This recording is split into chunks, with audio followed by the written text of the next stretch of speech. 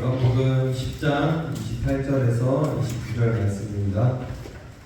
제가 가진 신약 성경으로 163페이지에 기록되어 있습니다. 요한복음 10장 28절과 29절 신약 성경 163페이지에 기록되어 있습니다. 네, 다 찾으셨으면 2절밖에 안 되기 때문에 함께 읽도록 하겠습니다. 시작. 내가 그들에게 영생을 주노니 영원히 멸망하지 아니할 것이요 또 그들을 내 손에서 빼앗을 자가 없느니라. 그들을 주신 내 아버지는 만물보다 크시네 아무도 아버지 손에서 빼앗을 수 없느니라. 아멘. 기도하겠습니다. 하나님 아버지, 오늘도 이렇게 귀하고 복된 날을 허락하시고 주의 전에 나와 찬양하고 기도하며 주의 말씀을 듣게 하시니 감사드립니다. 우리의 모든 예배의 순서마다 이 모든 순서들을 통하여 삼위 하나님 홀로 영광 받아주시옵소서. 이 시간도 우리에게 각 사람의 꼭 필요한 은혜와 말씀들을 공급하여 주실 줄을 믿습니다. 오늘도 듣고 행하는 자들 되게 하여 주시고 이 땅에 사는 동안 성령의 열매들을 맺어 우리의 믿음의 결실을 맺게 하여 주시옵소서. 이 시간도 주님께서 우리 각 사람에게 크신 은혜와 한량없는 은혜를 허락할 줄 믿사오며 살아계신 우리 주 예수님의 이름으로 기도드립니다. 네, 오늘은 이제 11번째 시간이죠. 구원론에 관한. 그리고 이제 과거적 구원이라고 분류할 수 있는 그 6단계를 다 살펴보고 지난주부터는 이제 구원 받아가고 있습니다 라고 말할 수 있는 현재적 구원의 단계를 지금 함께 공부를 하고 있습니다. 지난주는 그 첫 시간으로 성화, 거룩하게 되어감이라는 그 주제에 대해서 살펴봤었죠. 그래서 하나님의 은혜 위에 우리가 경건을 연습해야 된다. 우리 안에 있는 죄를 끊임없이 죽여야 하고 또 하나님께 받은 은혜들이 있다면 그것들을 적극적으로 살리면서 거룩한 열매들을 우리의 삶 속에서 맺어가야 하는 것이다 라고 했던 것이 지난 시간에 배웠던 성화였습니다. 오늘 함께 배울 이 용어는 견인이라는 용어예요. 사실 우리에게는 좀 생소한 용어죠. 용어 자체가. 근데 견인이라는 용어가 우리에게 익숙하진 않지만 이 개념 또 그리고 이 견인의 교리가 필요한 어떤 이유들은 사실 우리가 살면서 신앙생활을 하면서 한 번쯤은 좀 생각해봤던 그런 내용들일 수 있어요. 어떤 궁금증, 어떤 질문으로부터 이 견인의 교리가 필요하냐? 내가 과연 구원받은 사람일까? 내가 하나님의 자녀가 되고 신자가 되었는데 과연 이 삶을 끝까지 유지할 수 있을까? 또 여기 앞에 나와 있는 이 질문처럼 지금은 내가 교회를 잘 다니고 예수님을 잘 믿고 있지만 내가 나중에 혹시나 하나님을 떠나면 어떡하지? 내가 신앙생활을 잘하지 못하면 하나님이 나를 버리시지 않을까? 이런 궁금증, 이런 질문에 이런 틀수가 있겠죠. 신앙생활을 하다가 이러한 생각 때문에 이 견인이라는 구원의 교리를 우리에게 주신 것입니다.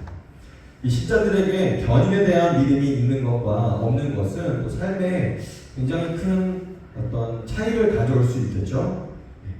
그 다음 견인이란 무엇인가? 견인이란 쉽게 말해서 인내라고 말할 수 있어요. 우리가 영어 단어 이제 학생들 한참 외우기도 할 텐데 patience라는 그런 기본적인 참다, 견디다 어떤 이런 영어 단어가 있죠. 하지만 이 인내, 견인이라고 할 때의 이 인내의 의미는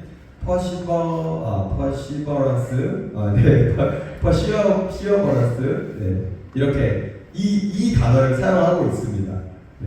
그러니까 보통의 어떤 참다, 견디다 하는 이런 단어보다는 좀 더 사정이 힘들고 곤란하더라도 어떤 것을 계속적으로 지속해 나갈 수 있는 자질.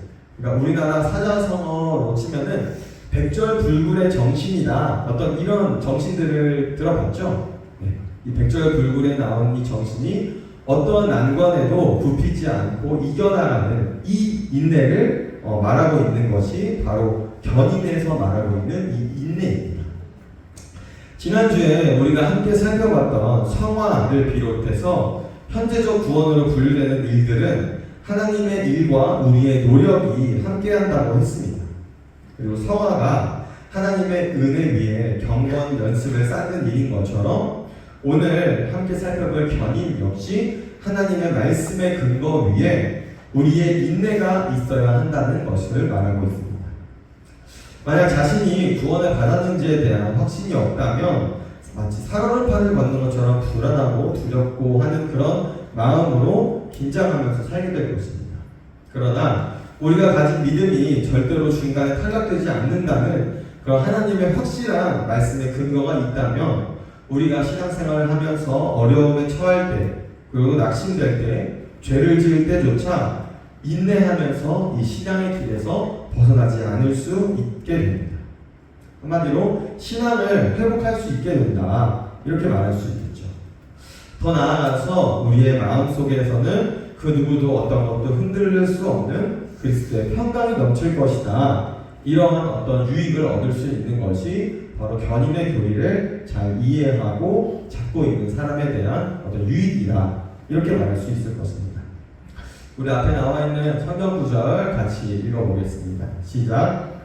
내가 하늘에서 내려온 것은 내게 주신 자 중에 내가 하나도 잃어버리지 아니하고 마지막 날에 다시 살리는 이것이니라. 아멘. 예수님 자신이 이 땅에 오신 목적을 하나님이 주신 자 중에 내가 단 한 사람도 잃어버리지 않고 마지막 날에 다 살리는 것이다. 이렇게 예수님이 말씀을 하셨습니다.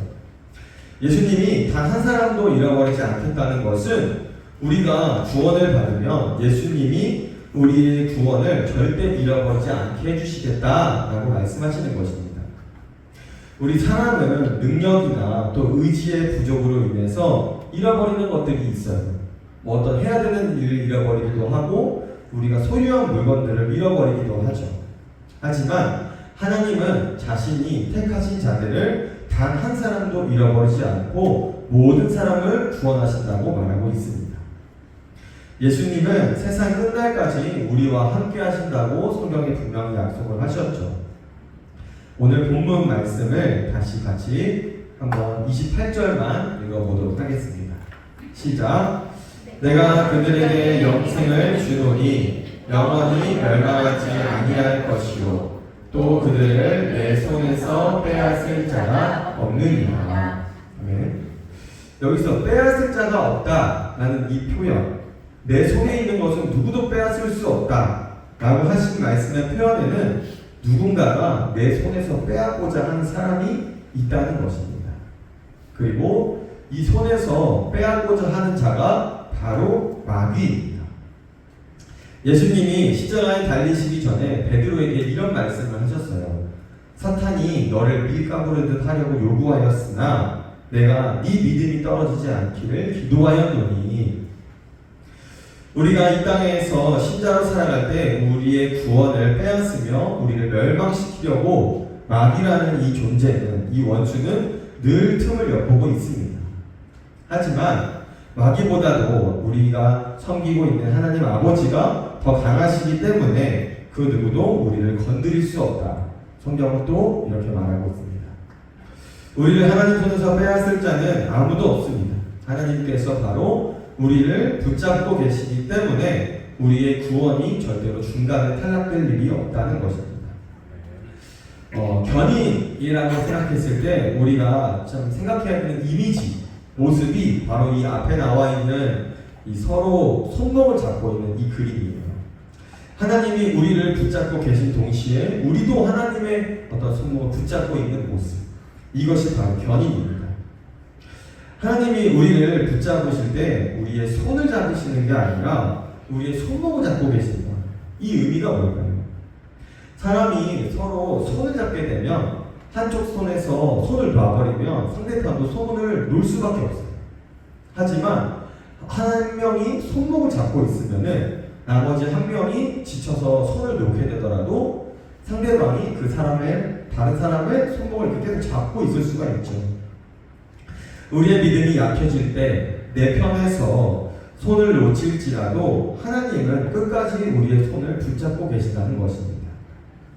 의심 때문에 하나님과 자부손을 놓칠 수 있지만 하나님은 절대로 우리를 붙잡고 계신 그 손을 놓치지 않으신다. 이것이 바로 견인의 교리의 핵심이다 라고 말할 수 있습니다. 그렇다면 이 견인을 지지해주는 성경적인 근거가 무엇인지 우리가 성경 구절이 생각보다 많이 있어요. 요한복음에도 나와 있고 또 로마서에도 나와 있고 빌립보서에도 나와 있고 베드로전서에도 하나님이 우리의 구원을 끝까지 인도하신다 라는 이런 말씀들이 많이 나와 있습니다. 여기 나와 있는 구절들 중에 우리가 함께 살펴볼 구절은 빌립보서 1장 6절입니다. 함께 앞에 나와 있는 성경 구절 읽어볼게요. 시작. 너희 안에서 착한 일을 시작하시니가 그리스도 예수의 날까지 이루실 줄을 우리는 확신하노라. 아멘. 구원은 하나님이 시작하신 일이기 때문에 하나님이 끝까지 이루어 가십니다. 우리가 마지막 순간까지 신앙을 잘 지킬 수 있는 것은 하나님이 마지막 순간까지 우리의 신앙을 지켜주시기 때문이에요. 사실 이 견인의 근거를 우리가 좀 더 우리의 구원이 중도에 탈락할 수 없는 그 이유를 조금 눈치가 빠른 사람, 또 앞에서부터 구원론에 대해서 설명한 것을 잘 이해한 사람이라면 예정의 교리에서부터 알 수가 있어요. 하나님은 천지만물이 만들어지기도 전에, 우리가 태어나기도 전에 우리의 구원을 예정하셨다고 우리는 배웠었죠. 하나님이 예정하실 때 우리의 선행과 노력이 개입되지 않은 것처럼 앞으로도 우리의 행위 때문에 구원을 잃어버릴 수 있다고 염려할 필요가 없는 것입니다. 우리의 행동이 개입되기 전에 하나님은 단지 우리를 사랑하시는 그 이유 하나만으로 창조하시기 전에 구원받으신 자를 이미 다 만세전에 선택해 놓으셨다고 성경은 말하고 있습니다. 그래서 우리가 이 땅에서 살면서 때로는 죄로 인해서 넘어지고 우리가 실수를 하더라도 우리의 그런 행위 때문에 우리의 구원은 취소되거나 잃어버리지 않는다는 것입니다. 만약 우리의 행동으로 구원이 무효가 될 수 있다고 한다면 예수님이 우리를 위해 행하신 그 모든 구원의 근거가 다 무효가 되는 것입니다. 우리의 구원은 오직 하나님이 보내신 예수 그리스도의 죽으심과 부활과 순종으로 이루어진 것이다. 이것이 성경에서 말하고 있는 성도의 견인입니다. 하지만 여기서 성경은 이렇게 말하고 있지만 우리가 이 세상에서 살아가다 보면은 실제로 그렇지 않은 현상들을 많이 발견하게 돼요. 어떤 현상들이냐? 예수님을 믿다가 세상으로 돌아간 사람들이 우리 주변에 분명히 있다는 것이에요. 예수님을 믿다가 독실한 불교 신자가 된 사람도 있고, 예수님을 믿다가 아예 교회를 안 다니고 무교가 되는 사람도 있습니다. 또 예수님을 믿다가 이단에 빠진 사람들도 있어요. 그렇다면 우리의 구원은 오직 하나님이 보내신 예수 그리스도의 죽음과 부활과 순종으로 이루어진 이 견인의 교리가 적용되지 않는 것인가? 이렇게 좀 생각이 들 수도 있을 거예요. 성경은 그렇게 예수님을 믿다가 세상으로 돌아간 사람들에 대해서 그들은 거듭나지 않았다라고 말하고 있습니다. 그들이 교회를 다니다 중도에 그만두게 된 것은 바로 그들이 진정으로 거듭난 하나님의 자녀가 아니기 때문이다 라고 말하고 있어요. 거듭나지 않고서도 얼마든지 교회를 다닐 수 있고 사람들과 어울려서 신앙생활을 할 수 있고 신앙적인 얘기들도 나눌 수 있습니다. 그런 것에 관심을 보일 수도 있어요. 거듭나지 않았음에도 거듭난 것처럼 생각하면서 종교생활을 열심히 하는 사람들도 있습니다. 그리고 그런 사람들은 대개 어떤 특별한 계기가 생기면 교회를 포기하게 됩니다. 예수님도 씨 뿌리는 자의 비유를 통해서 이 어떤 교리들과 그들이 거듭나지 않았음을 말씀하고 계세요. 길가에 떨어진 씨는 처음부터 믿지 않은 사람들을 얘기하는 것이죠. 하지만 돌밭에 떨어진 씨와 가시떨기에 떨어진 씨는 신앙생활을 하고 있는 사람들에 대해 이야기하는 것입니다. 돌밭에 떨어진 씨앗은 예수님을 따를 때 필연적으로 생기는 이 고난을 견디지 못해서 깊은 신앙의 뿌리를 내리지 못했다고 말합니다. 또 가시떨기 위에 떨어진 씨는 세상의 염려와 근심, 걱정, 재물에 대한 어떤 찔려서 뿌리를 내리지 못했다고 말합니다. 이런 사람들은 거듭나지 않고 신앙생활을 하는 사람들이다. 성경은 이렇게 말하고 있어요. 예수님의 제자였던 가룟 유다를 보면 어떻습니까? 유다는 단순히 예수님을 따르는 많은 사람들 중에 한 명이 아니었어요. 예수님이 선택하신 12명의 제자 중에 한 사람이었다는 거예요. 예수님께서 둘씩 짝을 지어서 전도를 하라고 보내셨죠. 그리고 전도를 하기도 했고 또 그 가운데 성령의 능력을 체험하기도 했고 귀신도 쫓아내고 병도 고쳤다고 말하고 있습니다. 그럼에도 불구하고 예수님을 배반하고 자책하여 목을 매다는 그런 삶의 결론을 맞았죠. 왜 그랬을까? 그것은 가룟 유다가 진심으로 회심하지 않았기 때문입니다. 예수님은 이 12 중 하나는 원래부터 가짜다라고 분명히 말씀하셨어요. 그렇다면 왜 도대체 예수님께서 가짜인 것을 알면서도 가룟 유다를 12제자 중에 한 명이 넣으셨나? 그것은 예수님은 가룟 유다가 회심하지 않은 사람임을 아셨지만 구약의 예언을 이루기 위해서 그 한 사람을 택하신 것입니다. 신앙생활을 하다가 탈락하는 경우는 모두 가룟 유다와 같은 경우다 라고 말할 수 있을 거예요. 현재 교회에 출석하고 있다고 해서 모두 중생하고 회심한 사람은 아닙니다. 가룟 유다도 전도를 해서 사람들에게 복음을 전했고 귀신을 내쫓아 보기도 하고 성령의 능력도 체험했습니다. 그럼에도 그는 회심하지 못했고 이 길에 들어서지 못했다고 말하고 있습니다. 성경에도 마태복음 7장과 히브리서 6장 같은 데 보면 이 거듭나지 않고서 신앙생활을 하는 사람들의 어떤 삶을 자세하게 묘사하고 있습니다. 특별히 마태복음 7장 22절과 23절을 보면 주여 주여 우리가 주의 이름으로 선지자 노릇도 하고 선지자 노릇을 했다는 것은 하나님의 복음을 전하는 복음 사역자로서 담당을 했다는 것입니다. 또 주의 이름으로 귀신을 쫓아내며 주의 이름으로 많은 권능을 행하지 아니하였나이까 라고 말했습니다. 하지만 예수님은 내가 너희를 도무지 알지 못하니 라고 대답하셨습니다.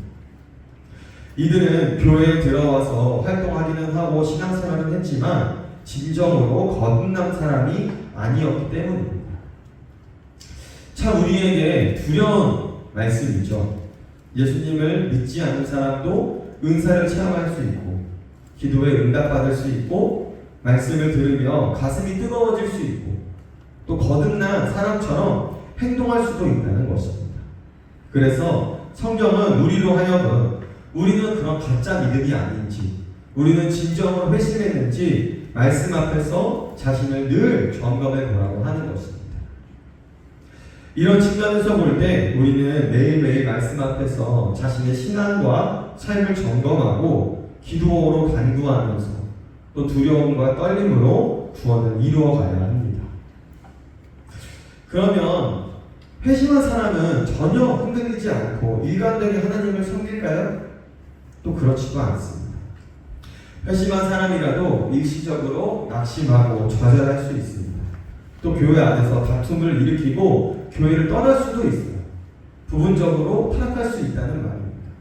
그런데 회심한 사람은 결국 다시 돌아옵니다. 죽기 직전이라도 반드시 회개하고 돌아옵니다.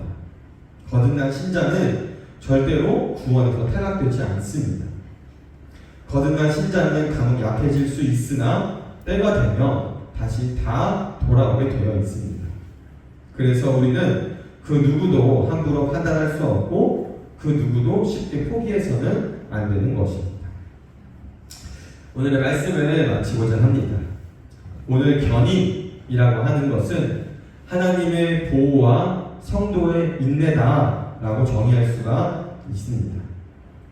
하나님의 이 구원의 확신의 말씀의 근거 위에서 거듭난 성도는 구원을 절대로 잃어버리지 않습니다. 하나님께서 우리를 붙잡은 그 손을 놓지 않으시기 때문이죠. 그리고 이 확신의 말씀의 근거 위에서 우리는 끝까지 인내하며 신앙생활을 잘 영위해 가야 합니다. 하나님께서 우리를 잡으신 그 손을 놓지 말아야 합니다.